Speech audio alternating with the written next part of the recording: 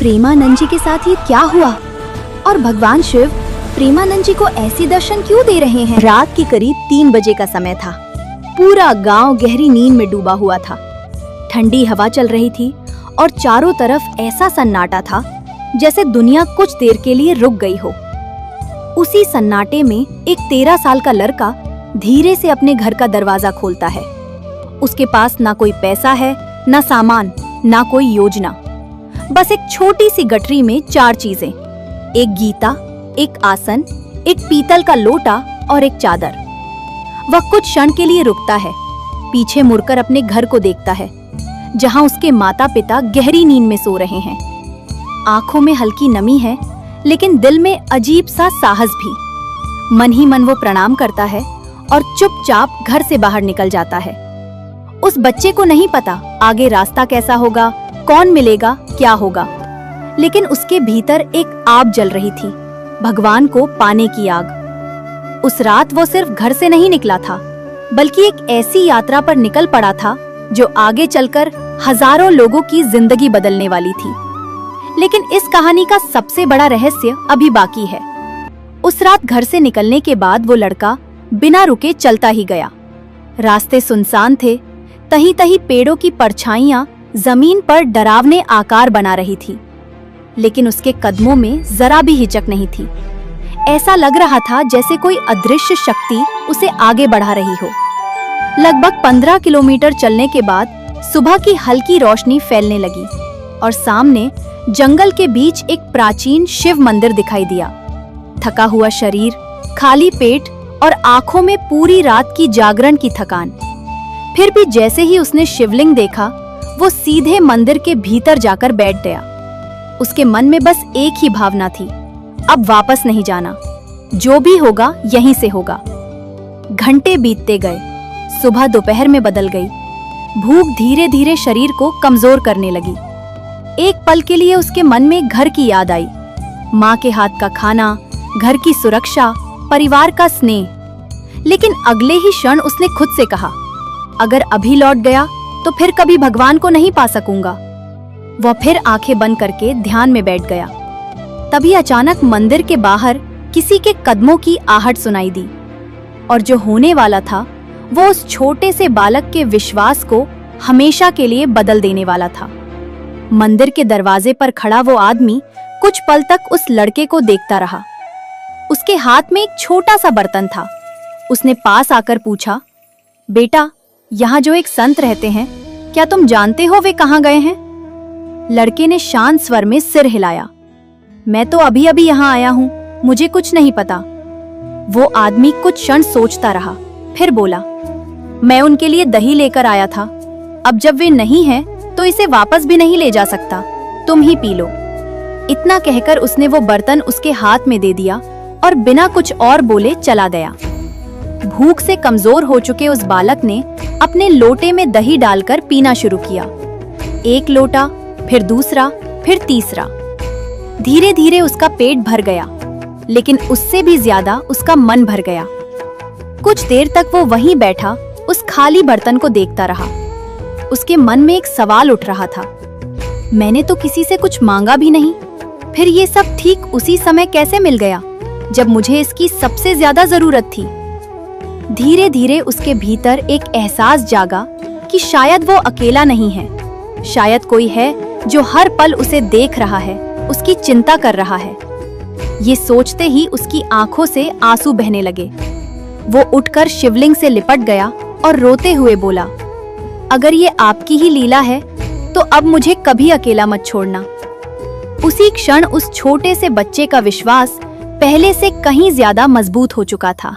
उधर घर पर जब सुबह हुई तो सब कुछ सामान्य लग रहा था, लेकिन कुछ ही देर में परिवार को एहसास हुआ कि वो लड़का घर में कहीं दिखाई नहीं दे रहा। पहले तो सबने सोचा शायद बाहर खेलने गया होगा, लेकिन जब काफी देर तक वो वापस नहीं आया तो चिंता बढ़ने लगी। धीरे धीरे पूरा घर बेचैन हो गया। माँ का दिल घबराने लगा और पिता तुरंत उसे ढूंढने निकल पड़े। रिश्तेदारों और गांव वालों से पूछताछ शुरू हो गई। किसी को कुछ पता नहीं था। 3 दिन तक तलाश चलती रही। आखिर किसी व्यक्ति ने बताया कि कि जंगल के पास वाले शिव मंदिर में एक गोरा सा लड़का बैठा रहता है और कहीं जाने का नाम ही नहीं लेता। ये सुनते ही परिवार के लोग तुरंत वहां पहुंच गए। मंदिर के अंदर वही दृश्य था। वो लड़का शांत होकर शिवलिंग के सामने बैठा हुआ था, जैसे दुनिया से उसका कोई संबंध ही ना हो। जब उसके पिता ने उसे देखा तो पहले तो राहत मिली, लेकिन अगले ही पल चेहरे पर कठोरता आ गई। उन्होंने उसे आवाज दी, खड़े हो जाओ। लड़का चुपचाप बैठा रहा। दूसरी बार आवाज दी गई, फिर भी कोई प्रतिक्रिया नहीं। तीसरी बार पिता की आवाज और कठोर हो गई। तब धीरे से उसने आंखें खोली, पिता की ओर देखा और शांत लेकिन दृढ़ स्वर में कहा, अब ये जीवन भगवान का है, मैं घर वापस नहीं जाऊंगा। उस छोटे से बालक के मुंह से ये शब्द सुनकर वहां खड़े सभी लोग स्तब्ध रह गए। पिता कुछ क्षण तक उसे देखते रहे। उनके चेहरे पर गुस्सा भी था, दुख भी और कहीं गहराई में गर्व भी। उन्होंने फिर से कहा, बेटा, ये जिद है या सच में तुमने सब छोड़ दिया है? लड़का अब भी शांत बैठा था। उसकी आंखों में डर नहीं था, बस एक अडिग विश्वास था। उसने धीरे से कहा, मैं वापस नहीं जाऊंगा, चाहे जो हो जाए। मंदिर के भीतर कुछ पल के लिए गहरा सन्नाटा छा गया। पिता की आंखें भर आईं। शायद उन्होंने उस क्षण समझ लिया था कि ये कोई साधारण जिद नहीं है, ये भीतर से उठी हुई पुकार है। वे धीरे धीरे उसके पास आए, उसे उठाया और अपने सीने से लगा लिया। फिर कांपती आवाज में बोले, अगर तुमने सच में भगवान का रास्ता चुना है तो जाओ, मेरा आशीर्वाद तुम्हारे साथ है। वहां मौजूद लोग ये दृश्य देखकर हैरान थे। किसी को उम्मीद नहीं थी कि पिता इस तरह प्रतिक्रिया देंगे, लेकिन जाने से पहले उन्होंने एक गंभीर बात कही, जीवन भर अपने चरित्र की रक्षा करना।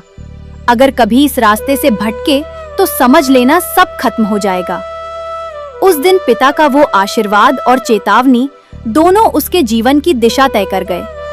उस दिन के बाद उस बालक की जिंदगी सचमुच बदल गई।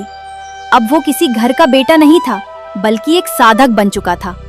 कुछ समय तक वो उसी मंदिर और आसपास के स्थानों में रहता रहा, लेकिन उसके मन में एक ही इच्छा बार बार उठती थी, काशी जाना है। उसे लगता था कि अगर कहीं भगवान को पाया जा सकता है तो वो स्थान महादेव की नगरी ही होगी। आखिर एक दिन वो लंबी यात्रा करते हुए काशी पहुंच गया। उस समय वो अभी भी बहुत छोटा था, लेकिन उसके भीतर की तपस्या किसी बड़े साधु से कम नहीं थी। काशी के घाटों का वातावरण ही अलग था। सुबह की आरती, गंगा की लहरें, घंटियों की आवाज और साधुओं की भीड़। उसी पवित्र वातावरण में उसने अपना ठिकाना बना लिया। तुलसी घाट के पास एक पुराने पीपल के पेड़ के नीचे वो अक्सर बैठा रहता था। जमीन ही उसका आसन थी और खुला आसमान उसकी छत। रात को ठंड बढ़ जाती तो कभी किसी पुरानी बोरी से काम चला लेता, कभी चादर ओढ़कर सो जाता। लेकिन आश्चर्य की बात ये थी कि इतनी कठिन परिस्थितियों के बावजूद उसके चेहरे पर कभी शिकायत नहीं होती थी। उसके लिए ये सब कष्ट नहीं थे, बल्कि साधना का हिस्सा थे। धीरे धीरे घाटों पर आने वाले लोगों ने भी उस बालक को नोटिस करना शुरू कर दिया। कोई उसे भोजन दे देता, कोई बस दूर से देखता रहता, लेकिन उसे किसी चीज की मांग करने की आदत नहीं थी। उसका विश्वास साफ था, जो भगवान देंगे वही पर्याप्त है।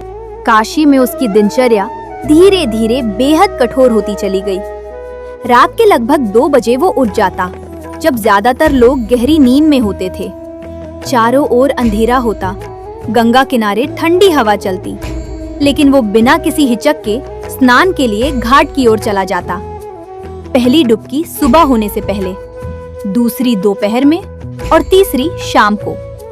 मौसम कैसा भी हो, कड़ाके की सर्दी, तेज गर्मी या मूसलाधार बारिश, उसने ये नियम कभी नहीं छोड़ा।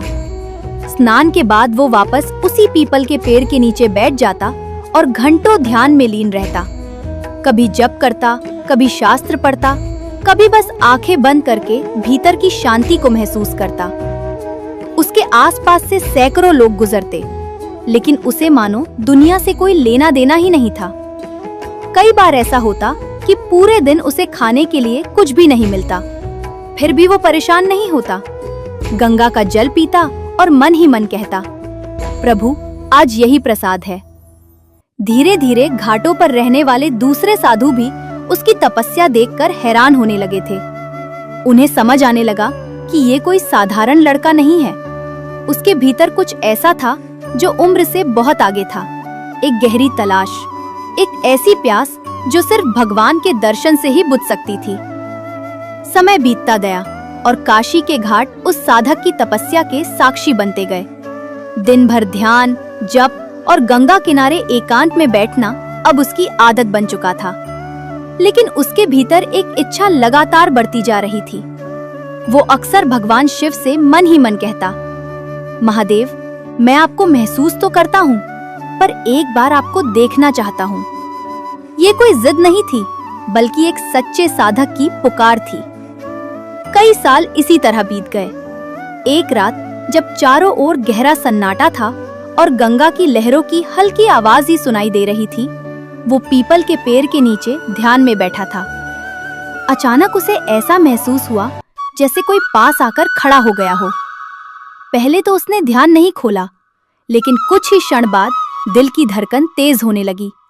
उसने धीरे से आंखें खोली और सामने जो दृश्य था उसे देखकर उसका शरीर कांप उठा।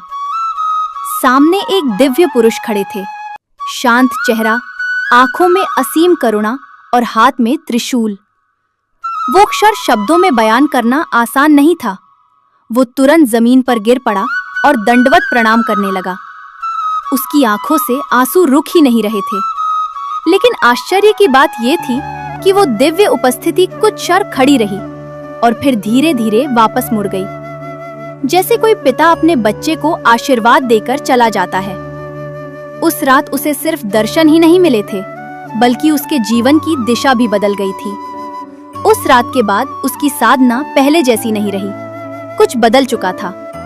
पहले वो भगवान को खोज रहा था, लेकिन अब उसे महसूस होने लगा कि कोई उसे आगे किसी और दिशा में ले जाना चाहता है।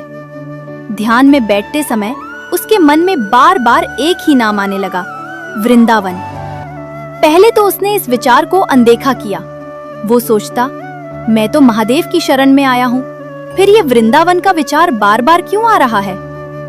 लेकिन जितना वो इसे दबाने की कोशिश करता, उतना ही ये भाव भीतर गहराता जाता। एक दिन घाट पर बैठे बैठे उसके पास एक संत आए और बोले, यहाँ एक लीला का आयोजन हो रहा है, चलो दर्शन करने चलते हैं। वो साधक स्वभाव से एकांत प्रिय था, इसलिए उसने पहले मना कर दिया। उसे भीड़ पसंद नहीं थी, ना ही तमाशा। लेकिन वो संत बार बार आग्रह करते रहे। आखिर उसने सोचा, शायद इसमें भी कोई संकेत हो। वो उनके साथ चला गया। वहां पहली बार उसने रास लीला का दृश्य देखा। मंच पर श्री कृष्ण की लीलाएं चल रही थी, भजन गूंज रहे थे और भक्त भाव विभोर होकर देख रहे थे। शुरू में वो बस शांत होकर बैठा रहा, लेकिन धीरे धीरे उसके भीतर कुछ पिघलने लगा। उसे ऐसा लगा जैसे ये सिर्फ नाटक नहीं है, इसमें कोई गहरा रहस्य छिपा है। उस रात जब वो वापस लौटा तो उसका मन पहले जैसा नहीं था। अब उसकी साधना में एक नया भाव जुड़ चुका था, प्रेम का भाव। उस दिन के बाद उसका मन बार बार उसी लीला की ओर खिंचने लगा। जो साधक पहले भीड़ से दूर रहता था, अब हर शाम चुपचाप जाकर वहीं बैठ जाता। मंच पर चल रही रास लीला देखते हुए उसके भीतर एक नया अनुभव जन्म लेने लगा। पहले उसकी साधना तपस्या जैसी थी, कठोर, शांत और एकांत से भरी हुई, लेकिन अब उसमें प्रेम जुड़ने लगा था। हर दृश्य देखते हुए उसकी आंखें भर आती। उसे महसूस होने लगा कि भगवान सिर्फ ध्यान में नहीं, लीला और प्रेम में भी मिलते हैं। 1 महीना इसी तरह बीत गया, लेकिन जैसे ही लीला समाप्त हुई और कलाकारों ने लौटने की तैयारी की, उसके मन में अचानक खालीपन छा गया। उसी क्षण उसके भीतर एक विचार बिजली की तरह कौंधा, अगर ये सब वृंदावन में होता है तो मुझे वहीं जाना चाहिए। ये विचार आते ही उसके भीतर बेचैनी बढ़ने लगी। अब ध्यान में बैठते समय भी मन बार बार वृंदावन की ओर भागता। आखिर एक दिन वो लीला मंडली के प्रमुख के पास गया और बहुत विनम्रता से बोला, मेरे पास धन नहीं है, लेकिन अगर आप मुझे अपने साथ रख ले तो मैं सेवा कर दूंगा, बस मुझे वृंदावन पहुंचा दीजिए। उस संत ने मुस्कुराकर उसकी ओर देखा और कहा, वृंदावन आने की चिंता मत करो, वहां पहुंच गए तो खुद ठाकुर संभाल लेंगे। ये वाक्य साधारण था, लेकिन उसके दिल में सीधा उतर गया। उसी क्षण उसने तय कर लिया, अब जीवन का अगला कदम वृंदावन ही होगा। कुछ समय बाद अवसर भी आ गया। एक संत की मदद से वो यात्रा पर निकला और कई पड़ावों से गुजरते हुए आखिरकार मथुरा पहुंच गया। शहर उसके लिए बिल्कुल नया था, न कोई परिचित, न ठहरने की जगह। कुछ लोग उसे अपने साथ एक गेस्ट हाउस तक ले गए और बोले कि अभी बुलाते हैं। वो बाहर बैठकर इंतजार करता रहा, लेकिन वे लोग लौटकर नहीं आए। रात गहरी होती चली गई और वो अकेला वहीं बैठा रहा। तभी एक अजनबी वहां आया और उसने पूछा, बाबा, यहाँ अकेले क्यों बैठे हो? जब उसने पूरी बात सुनी तो बिना एक पल सोचे उस साधक को अपने घर ले गया। उस रात उसे भोजन मिला, छत मिली और मन में एक और विश्वास जागा। जब इरादा सच्चा हो तो रास्ते अपने आप बनते जाते हैं। अगली सुबह वो यमुना स्नान करके केशव देव मंदिर पहुंचा। जैसे ही उसने भगवान के दर्शन किए, उसके भीतर का भाव उमड़ पड़ा। वो वहीं खड़ा रोने लगा, इतना कि आसपास के लोग भी रुककर उसे देखने लगे। किसी ने उसके गले में माला डाल दी, किसी ने चरण स्पर्श किया, किसी ने प्रसाद दे दिया। भीड़ बढ़ती गई, पर उसे कुछ होश नहीं था। उसके मन में बस एक ही प्रार्थना थी, मुझे वृंदावन पहुंचा दो। आखिर एक भक्त आगे आया और बोला, बाबा चलिए, मैं व्यवस्था कर देता हूँ। कुछ ही देर में गाड़ी तैयार थी। लगता था जैसे कोई अदृश्य हाथ उसे धीरे धीरे उसकी मंजिल की ओर ले जा रहा हो, वृंदावन। आखिर वो दिन भी आ गया जब वो पहली बार वृंदावन की धरती पर उतरा। चारों तरफ मंदिरों की घंटियां, गलियों में गूंजता राधे राधे और हवा में एक अजीब सी शांति। जैसे ही उसने उस भूमि पर कदम रखा, उसके भीतर कुछ टूटकर बह निकला। वो चुपचाप चलता रहा, कभी इधर देखता, कभी उधर। मानो बरसों से जिस जगह को ढूंढ रहा था, आज आखिर वहीं पहुंच गया हो। कुछ देर बाद वो एक टीले पर बैठ गया और अचानक उसकी आंखों से आंसू बहने लगे। उसके मन में डर था, कहीं ऐसा न हो कि उसे यहाँ रहने का अवसर ही न मिले। वो आकाश की ओर देखकर बोला, अगर ये सच में आपका धाम है तो मुझे भी यही जगह दे दो। उसी क्षण उसके भीतर उम्मीद की एक नई रोशनी जग चुकी थी। वो अभी वहीं बैठा अपने मन को संभाल ही रहा था कि अचानक सामने से एक छोटी सी लड़की आई। उसने बहुत साधारण आवाज में पूछा, बाबा, आप काशी वापस जा रहे हो क्या? ये सुनकर वो चौंक गया, क्योंकि अभी कुछ देर पहले ही उसने मन में यही सोचा था कि शायद आज रात वापस लौट जाना पड़े। उसने इधर उधर देखा, लेकिन वहां कोई और नहीं था। जब तक वो कुछ समझ पाता, वो लड़की वहां से गायब हो चुकी थी। उसके मन में अजीब सा भाव जागा। क्या ये सिर्फ संयोग था या किसी ने सच में उसकी पुकार सुन ली थी? उसी दिन थोड़ी देर बाद एक संत उससे मिले और बोले, अगर रहना चाहते हो तो यहाँ एक शांत स्थान है, वहां रह सकते हो। ये सुनते ही उसके दिल को ऐसा लगा जैसे उसकी प्रार्थना का उत्तर मिल गया हो। उस क्षण उसे समझ आ गया, वृंदावन ने उसे स्वीकार कर लिया है। अब उसका जीवन पूरी तरह वृंदावन में बसने लगा था। वो रोज मंदिरों के दर्शन करता, घंटों भजन में बैठता और धीरे धीरे ब्रज की उस प्रेम भरी परंपरा को समझने लगा, जो सिर्फ ज्ञान से नहीं बल्कि समर्पण से मिलती है।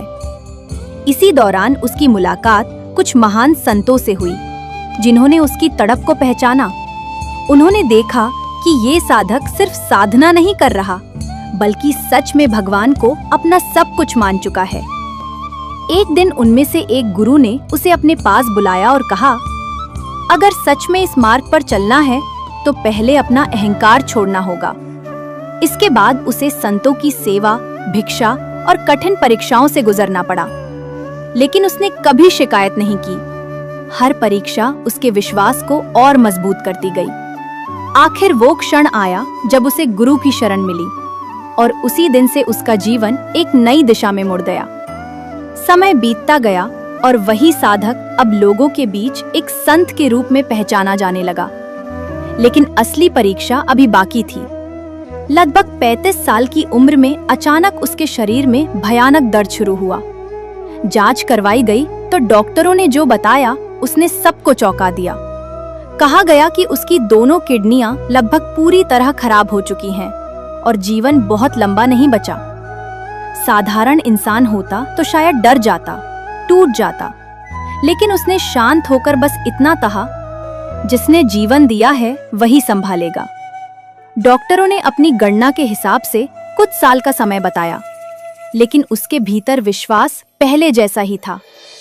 उसने बीमारी को भी साधना की तरह स्वीकार कर लिया। दर्द था, कमजोरी थी, लेकिन उसके चेहरे पर वही शांति बनी रही। लोगों को समझ नहीं आता था कि ये इंसान डरता क्यों नहीं। डॉक्टरों की भविष्यवाणी के बाद साल बीतते गए, लेकिन कहानी वही खत्म नहीं हुई। जिस व्यक्ति के बारे में कहा गया था कि वो ज्यादा समय तक नहीं जी पाएगा, वही आज भी हजारों लोगों को जीवन का साहस दे रहा है। शरीर कमजोर है, इलाज चलता रहता है, कई बार दर्द भी असहनीय होता है, फिर भी हर सुबह वो उठकर भजन करता है, परिक्रमा करता है और लोगों को एक ही बात समझाता है, जीवन सिर्फ शरीर से नहीं चलता, विश्वास से चलता है। जो लोग उनसे मिलने आते हैं वे अक्सर हैरान रह जाते हैं कि इतनी बीमारी के बाद भी उनके भीतर इतनी ऊर्जा कैसे है, और तब वो मुस्कुराकर कहते हैं, ये शरीर दवा से नहीं, नाम से चल रहा है। शायद यही वजह है कि उनकी कहानी सुनने वाले लाखों लोगों को हिम्मत मिलती है। एक छोटा सा लड़का जो कभी रात के अंधेरे में घर छोड़कर निकला था, आज वही अनगिनत लोगों को ये सिखा रहा है कि अगर भरोसा सच्चा हो तो सबसे मुश्किल रास्ते भी पार किए जा सकते हैं। यही उस यात्रा का असली अर्थ है। जब इंसान खुद को पूरी तरह ईश्वर के हवाले कर देता है, तब असंभव भी संभव लगने लगता है। अगर आपको जगन्नाथ ज्ञान लोक की ये वीडियो अच्छी लगी हो तो सब्सक्राइब जरूर करके जाना।